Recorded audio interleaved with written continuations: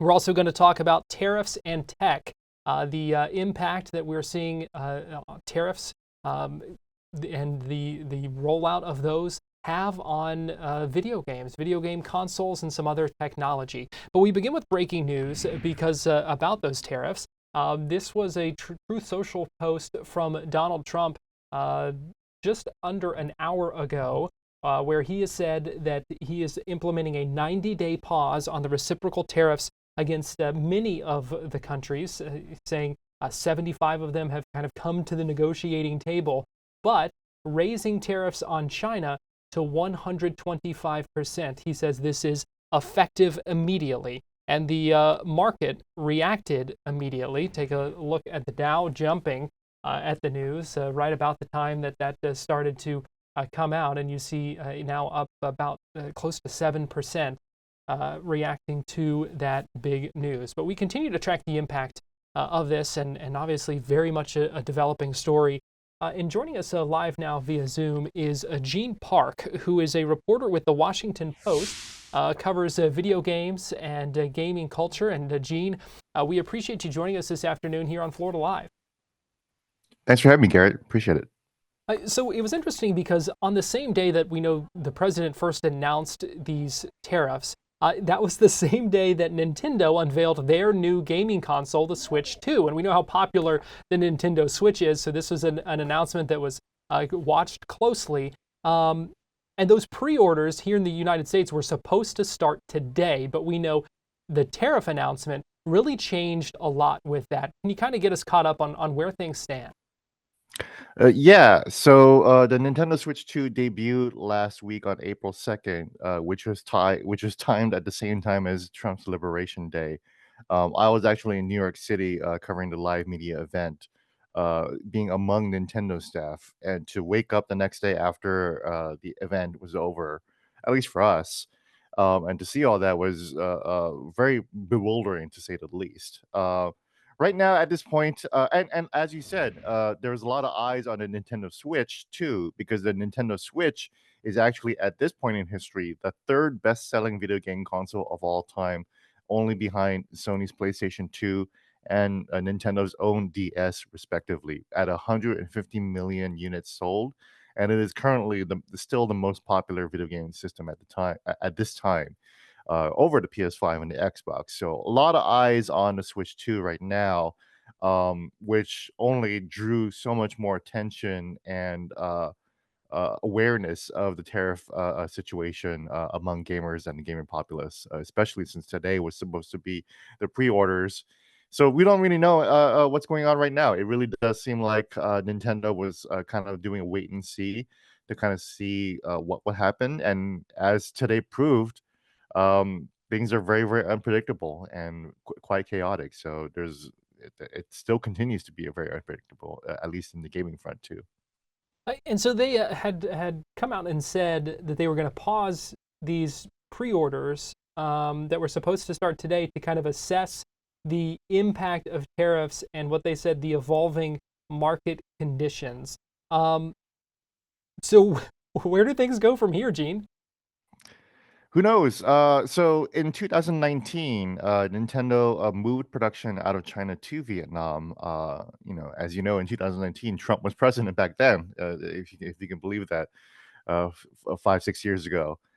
So they were already kind of anticipating this kind of issue, and that's why they moved to Vietnam. And then Trump suddenly issued tariffs against Vietnam, and that's where we're at today. Where to go from here? I believe Nintendo will probably take advantage of the current situation that happened today, and probably ship more units into the United States. Basically, the Nintendo wants to make sure that there's enough stock to be able to meet demand, and there's probably certainly a lot of demand, at least at the current price point of $449.99, which is a reasonable price point for the system at the moment. Um, so I have to imagine that they're going to take advantage to kind of just move a bunch of units into the country and that still doesn't mean whether the price will go up or not, but at the very least it'll help the cost of shipping things in here. So it might control costs, but who knows? Who knows?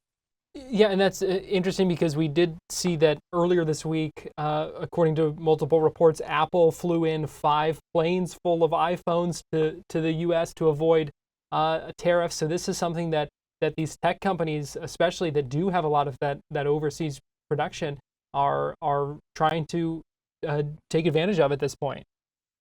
Yeah, you're right. You're good. Thanks for bringing up Apple. It brings up another point in that this is company agnostic. It doesn't Nintendo is the one that's drawing all the aggro, so to speak, in video games turn, or drawing all the attention to this issue only because they just announced a new product. But you can be certain that if this situation continues, this is going to affect NVIDIA's graphic cards. It's already done that. The GPUs are already very expensive these days. PC parts, as well as Sony's PlayStation and Microsoft Xbox as well, especially in terms of software manufacturing and uh, what their next systems could look like as well.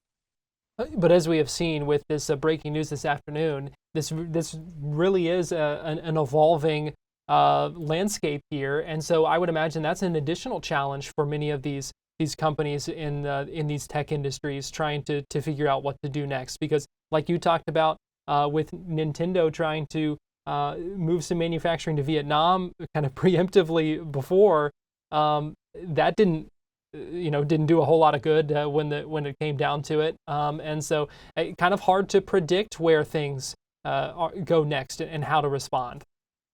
Yeah, very hard to predict, and also very tricky for especially for the video game home console market. Video game, the video game console market is created because the video game platform holders are able to kind of create a kind of a compromised, cheaper version of a powerful PC. So profit margins for the home console market are already quite thin as it is because they would mostly might be selling at a loss already. So to the pricing maneuverability for many of these machines is very thin because you have to keep the costs low in order to keep it attractive. And it's really getting to a point where we're really moving closer to four figures, and that's really the scary part. We already know that Mario Kart World for the Nintendo Switch 2 is $80, and that kind of broke the ceiling on how expensive video games can be. And a lot of analysts are talking about the upcoming Grand Theft Auto 6, which prominently features Florida, might be $100 video game. So we're really waiting to see what happens as the market responds. All right, something to watch closely. Gene Park, reporter with the Washington Post, covering video games and video gaming culture as well. We know you'll be on top of it, and we look forward to following your reporting on that as well. And we appreciate you joining us this afternoon here on Florida Live. I appreciate you having me, Garrett. Thanks so much.